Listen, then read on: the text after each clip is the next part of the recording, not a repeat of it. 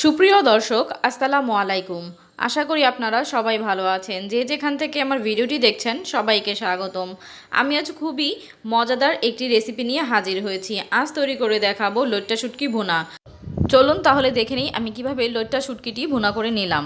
লইট্টা শুটকিটি ভুনা করার জন্য প্রথমে আমি এভাবে শুটকিগুলো ছোট ছোট করে কেটে নিয়েছি এবং সাইডে যে পাখনা থাকে আমি সেগুলো কেটে নিয়েছি। এখন এর মধ্যে আমি ফুটন্ত গরম পানি দিয়ে দিব।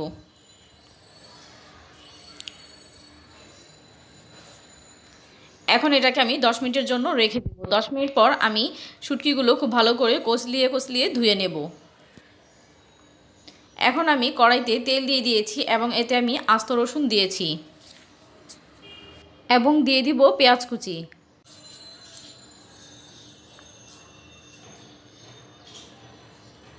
এবার পেঁয়াজ আর রসুনটাকে ভেজে নেব। গোল্ডেন হওয়া পর্যন্ত পেঁয়াজ আর রসুনটাকে আমি ভেজে নিচ্ছি।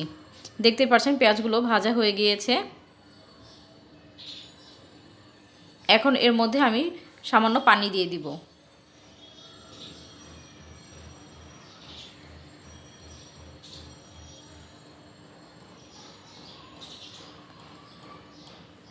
এখন এর মধ্যে দিয়ে দিব 2 চা চামচ লাল মরিচের গুঁড়ো,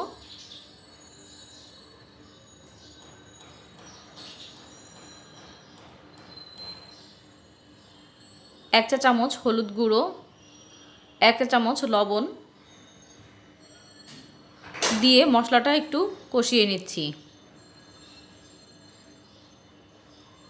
মশলাটা খুব ভালো করে কষাতে হবে। দেখতে পাচ্ছেন আমি মশলাটা খুব ভালো করে কষিয়ে নিচ্ছি এবং অনেকটা সময় নিয়ে আমি মশলাটাকে কষিয়ে নেব।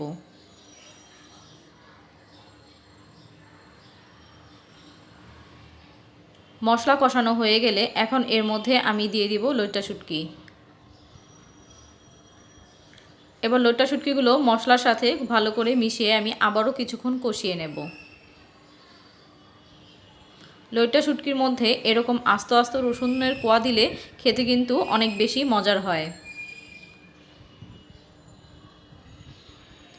দেখতে পাচ্ছেন আমি কিন্তু খুব ভালো করে কষিয়ে নিচ্ছি। এখন এর মধ্যে আমি দিয়ে দিব পরিমাণ মতো পানি।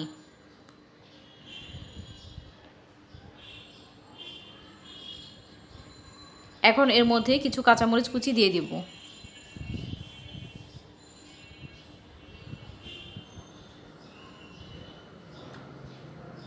একটু নেড়েচেড়ে মিশিয়ে দিচ্ছি। এখন ঢাকনা দিয়ে ঢেকে এটাকে রান্না করে নেব। ঢাকনা খুলে আমি একটু নেড়েচেড়ে দিচ্ছি।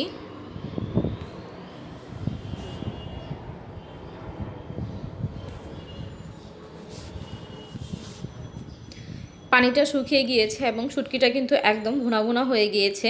আমি এখন এটাকে নামিয়ে পরিবেশন করে নেব।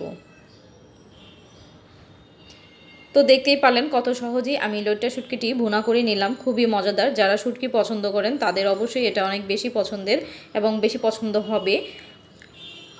আশা করছি আমার এই ভিডিওটি আপনাদের ভালো লাগবে। আমার এই ভিডিওটি যদি আপনাদের ভালো লেগে থাকে তাহলে অবশ্যই লাইক কমেন্ট শেয়ার করে দিবেন এবং আপনাদের যদি কোনো মতামত থাকে তাহলে অবশ্যই কমেন্ট করে জানাবেন। আর যারা অলরেডি আমার চ্যানেলটিকে সাবস্ক্রাইব করেছেন তাদেরকে অসংখ্য ধন্যবাদ। আবারও হাজির হব নতুন কোনো ভিডিও নিয়ে। আজ এই পর্যন্তই। আল্লাহ হাফেজ।